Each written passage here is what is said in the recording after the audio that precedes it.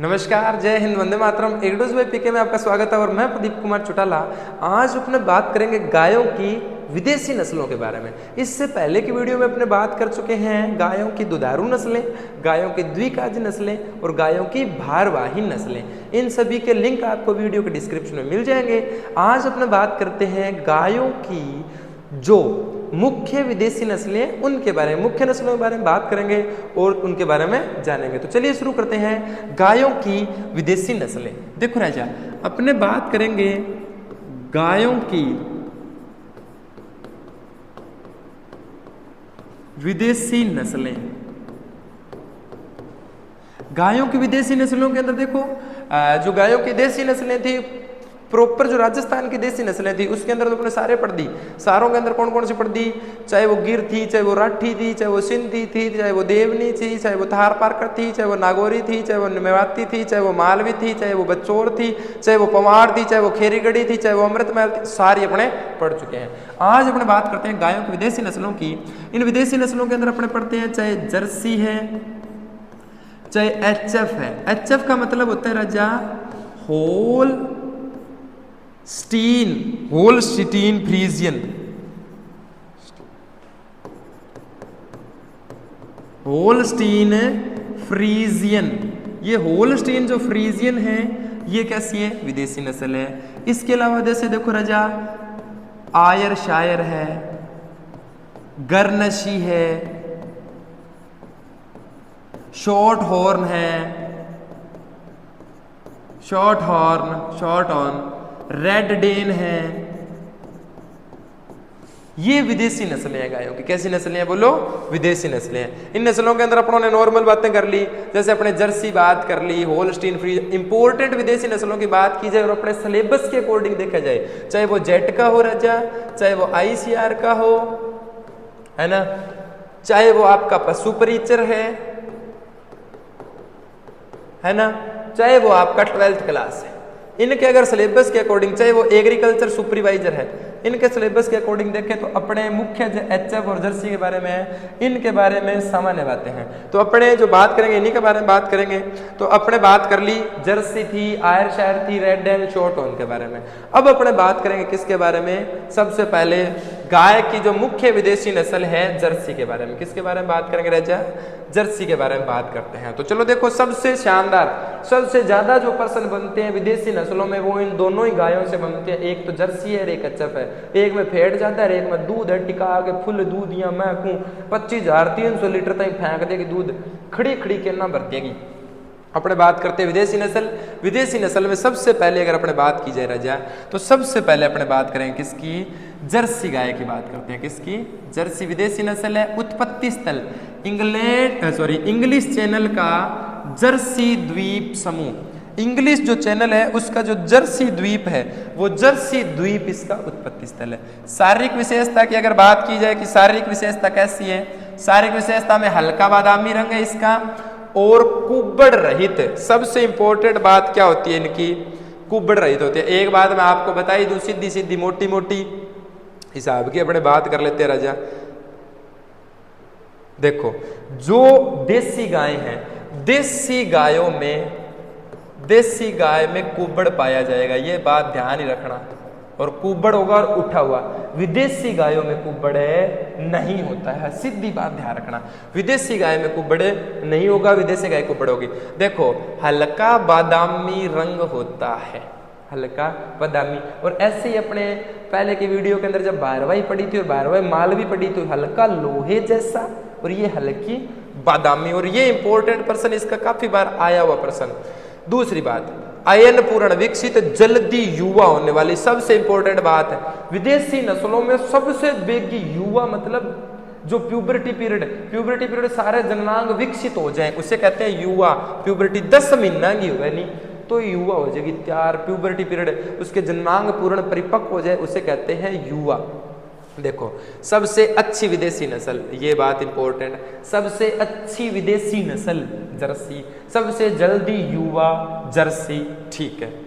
Cross breeding के लिए सर्वाधिक पाले जाने वाली क्रॉस ब्रीडिंग मतलब जैसे चाहे देसी का विदेशी के साथ, विदेशी का देसी के साथ क्रॉस करने के लिए जो सबसे ज्यादा पाली जाती है जर्सी पाली जाती है और सबसे अच्छी नस्लों में मानी जाती है। एक और बात बता दूं मैं, अपने बात करें चाहे 12th की, चाहे एग्रीकल्चर सुपरवाइजर की, चाहे जेट आईसीआर, चाहे पशु परिचर 2023 की भर्ती, वहां लिखा हुआ नहीं है विदेशी नस्ल है, लेकिन संकर के आधार पर, क्रॉस ब्रीडिंग के आधार पर नाम आ जाएगा जर्सी।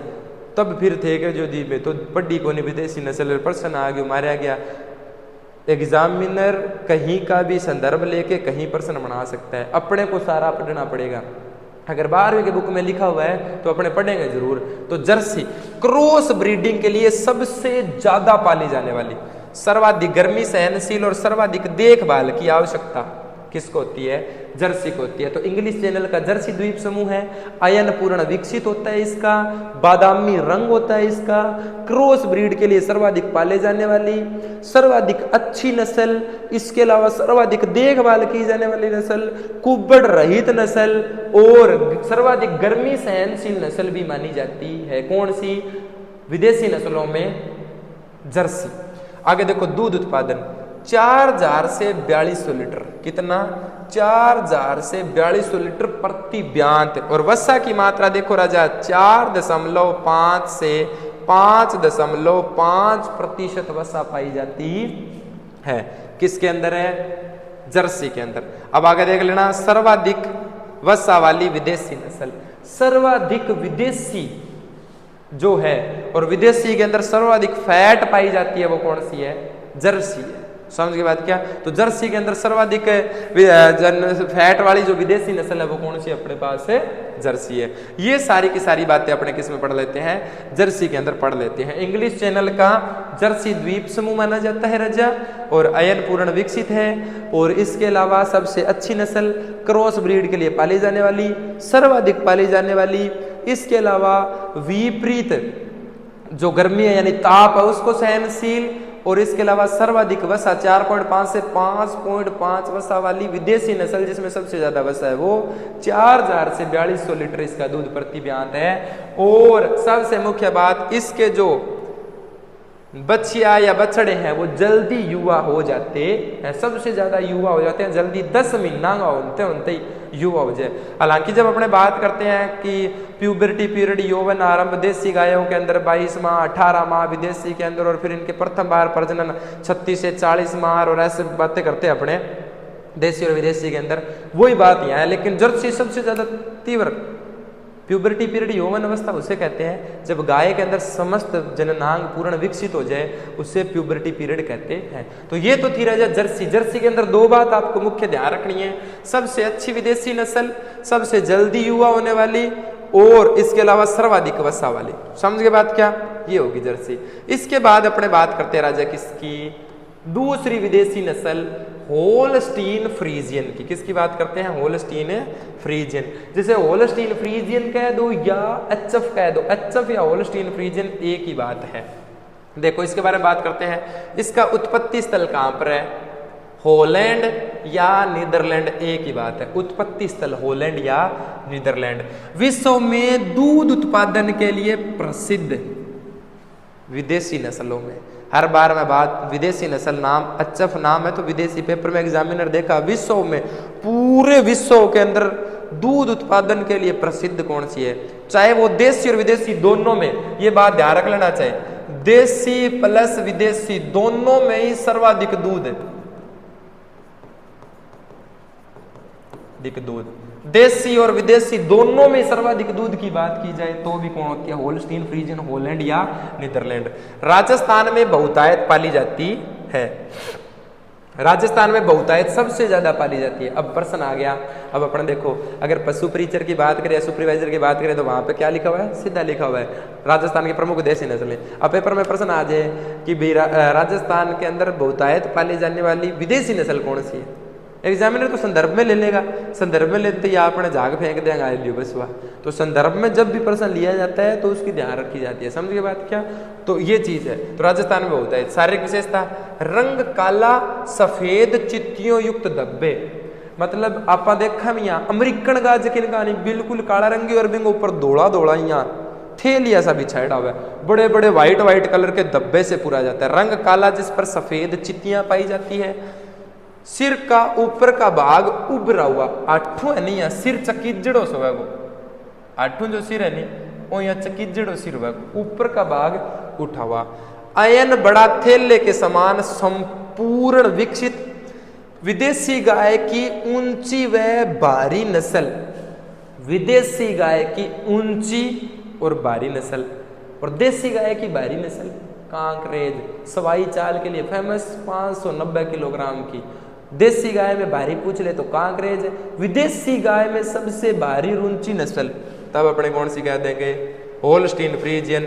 जेट 2018 में आया हुआ पर्सन है ये, जेट में 2018 में, विदेशी गाय की ऊंची व भारी नस्ल, सर्वाधिक दूध उत्पादन वाली नस्ल, सर्वाधिक दूध उत्पादन, सबसे ज्यादा दूध उत्पादन पाड़ा किसके लिए जाता है, दूध उत्पादन के लिए, तो सबसे ज्यादा दूध उत्पादन वाली नस्ल आईसीआर 2017 के अंदर आया हुआ पर्सन। देखो सबसे ज्यादा पर्सन इसमें से अकेली में पूछ लिए, आईसीआर 2017 के अंदर दूध उत्पादन के लिए आ गया, भारी नस्ल आ गया 2018 में जेट में, तो जेट में पर्सन आ गया, आईसीआर में पर्सन आ गया, तो सुपरवाइजर में भी आएगा, पर सुपरवाइजर में भी आएगा और 12वें में भी आएगा। समझ के बात क्या, तो सर्वाधिक दूध उत्पादन के लिए पाली जाने वाली, विश्व में सर्वाधिक दूध देने वाली, चाहे वो देसी है विदेशी, उन दोनों के अंदर ही कौन सी आती है, होल्स्टीन फ्रीजियन। अयन पूर्ण विकसित होता है, जो सर है वो थोड़ा सा बीच में से उठा हुआ होगा।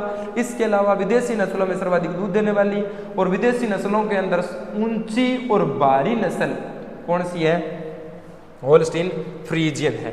अधिकतम दूध इसका नोट कितना किया गया, मेन इंपॉर्टेंट बात, 25,300 किलोग्राम 365 दिन के ब्यांत काल में क्यूबा में रिकॉर्ड किया गया था। 25,300 किलोग्राम दूध क्यूबा के अंदर रिकॉर्ड किया गया, 365 दिनों के, एक साल के अंदर 25,300 किलो दूध दे दियो। अनुकूल परिस्थितियां, रख रखाव, आवासीय सुविधा, अपने घर के अंदर जिया मान लो के हो जाए कदी कदी गा तो लिया वहां पर आप रिकण, अब आपने सारी देसी हुआ, देसी गाय या देगा अमरीकन का इतनी खड़ी रहे और चालते लाद पटका दे, और अब आपने देसी गाय तो क्या हुआ कि कैसी भी परिस्थिति में आप रख दो, पानी ऊपर नीचे है तो वो सरवाइव कर लेगी। अन्न तो चाहिए, कूलर है, पंखा, ठंडी पून, ठंडी पून आप नहीं कोनी तो अमेरिकन गाने घटू दे देगा। समझ गए बात क्या, तो वो चीज है। तो अनुकूल परिस्थितियां दे दोगे ना तो इतो दूध भी दे दे, केन खड़ी खड़ी भर देगी। 25,300 किलोग्राम दूध 365 दिन के ब्यांत काल के अंदर, दुग्ध काल में, सॉरी ब्यांत नहीं, दुग्ध काल के अंदर क्यूबा में रिकॉर्ड किया गया। अगर औसतन बात की जाए, अगर औसत दूध उत्पादन की बात की जाए, औसत दूध उत्पादन की जाए तो 5,000 से 6,000 लीटर दूध प्रति ब्यांत, 5,000 से 6,000 लीटर दूध प्रति ब्यान देता है। अभी तक अपनों ने जितनी गाय पड़ी देसी गायों में, अपने पढ़ा कि भाई 1100 से 1200, 1600 से 1500, 1000 से 1200, 800 से 1000। अगर दूध उत्पादन के लिए पालना है, केवल विदेशी है, तो 5,000 से 6,000 लीटर, ये केवल दो दूध के लिए है। फैट देख लो, 3.5 से 4% फैट पाई जाती है, सबसे न्यूनतम फैट पाई जाती किसमें, होल्स्टीन फ्रीजियन। सबसे ज्यादा विदेशी फैट देखा जाए तो 5 तक फैट पाई जाती है, 5.5 तक जर्सी के अंदर, है ना। और अगर न्यूनतम देखे तो इसके अंदर देखो 5.5 फैट जर्सी, इसके अंदर फैट कितनी है, 3.5 से 4% ही फैट है। किसके अंदर अपने बात की जाती है राजा, अपने बात कर रहे हैं होल्स्टीन फ्रीजियन की। तो हॉलैंड या नीदरलैंड है राजा, अयन पूरा विकसित थैले के समान बड़े, 25,300 किलोग्राम दूध 365 दिन के अंदर रिकॉर्ड किया क्यूबा के अंदर। गायों के अंदर सर्वाधिक दूध देने वाली, देसी और विदेशी दोनों के अंदर सबसे ज्यादा दूध होल्स्टीन फ्रीजियन। ऊंची कुबड़ रहित भारी होल्स्टीन फ्रीजियन। और पर्सन देखो जेट में आया हुआ, सर्वाधिक दूध उत्पादन वाली आईसीआर 2017, गाय की ऊंची हमारी 2018 के अंदर आया हुआ पर्सन। ये हैं जर्सी और होल्स्टीन फ्रीजियन।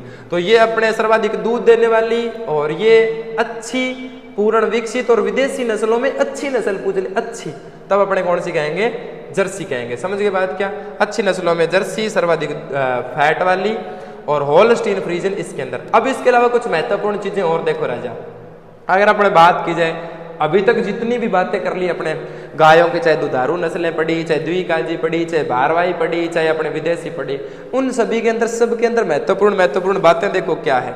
अब महत्वपूर्ण बातों की अगर अपने बात कर ली जाए तो अगर अपने गायों के अंदर ही देखे रह जाए तो सर्वाधिक वसा प्रतिशत वाली गाय अभी बात की थी, सर्वाधिक वसा वाली। अगर अपने विदेशी नस्लों में बात की जाए तो किसे कहेंगे?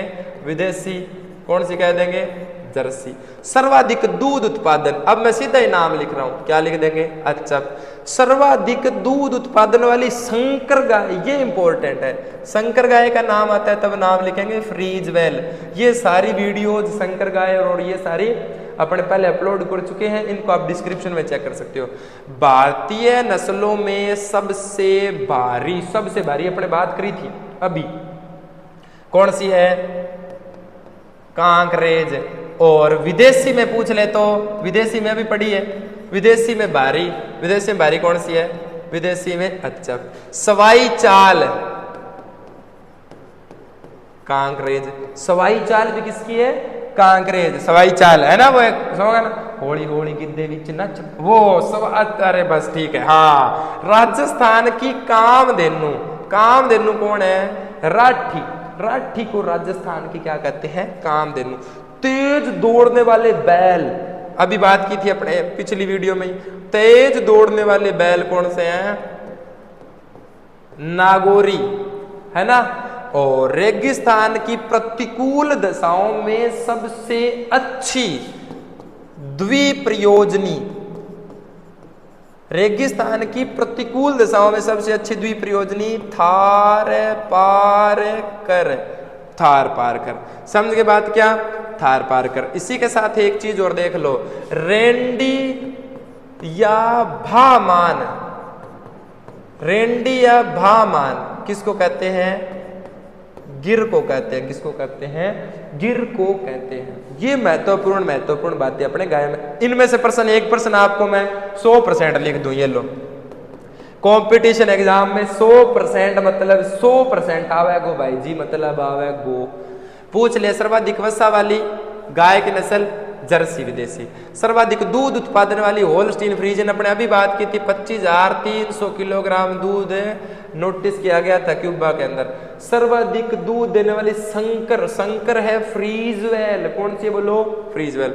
भारतीय गाय में सबसे भारी की बात आ जाती है तो अपने बात करते हैं कांकरेज की। सवाई चाल भारू है तो सवाई चाल कांकरेज। राजस्थान की कामधेनु राठी।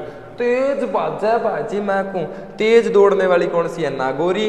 और राजस्थान की प्रतिकूल दशाओं के अंदर सबसे अच्छी द्विप्रयोजनी कौन सी है? थार पारकर सबसे अच्छी द्विप्रयोजनी नस्ल है। आगे बात समझ में? तो ये थी अपने पास गायों की कुछ विदेशी नस्लें, और इन विदेशी नस्लों के अंदर अपने सारी देख ली, जैसे अपने होल्स्टीन फ्रीजियन और जर्सी के बारे में महत्वपूर्ण पढ़ा। इसके अलावा चाहे वो गर्नसी है, चाहे वो शॉर्ट हॉर्न है, चाहे वो रेड डेन है ना, चाहे वो आयर शायर है, ये सारी महत्वपूर्ण है विदेशी नस्लें हैं। जिसमें दो जो महत्वपूर्ण है जिसमें प्रश्न बनते हैं, सर्वाधिक आने की संभावना होती है, उनके बारे में अपने बात कर ली है। इन सभी के आप सब बेहतरीन नोट्स बनाइए और बेहतरीन पढ़िए और बेहतरीन तैयारी कीजिए, है ना। वो कहते हैं ना, कब डमरू बज जाए, तो कब डमरू बज जाए उससे संबंधित एक शानदार मोटिवेशनल वीडियो भी मैं अब अपलोड करूंगा, तो वो भी आप नोटिस करना कि कब डमरू बज जाए। तो इसमें भी सस्पेंस है, तो वो मैं वीडियो अपलोड करूंगा, वो भी आप चेक कीजिएगा। तब तक इन सभी के अच्छे सुंदर नोट्स बनाइए और स्वस्थ रहिए, मस्त रहिए। एग्रीडोज बाय पीके की तरफ से आपको ढेर सारी शुभकामनाएं। आज के लिए इतना बहुत है। जय हिंद, वंदे मातरम।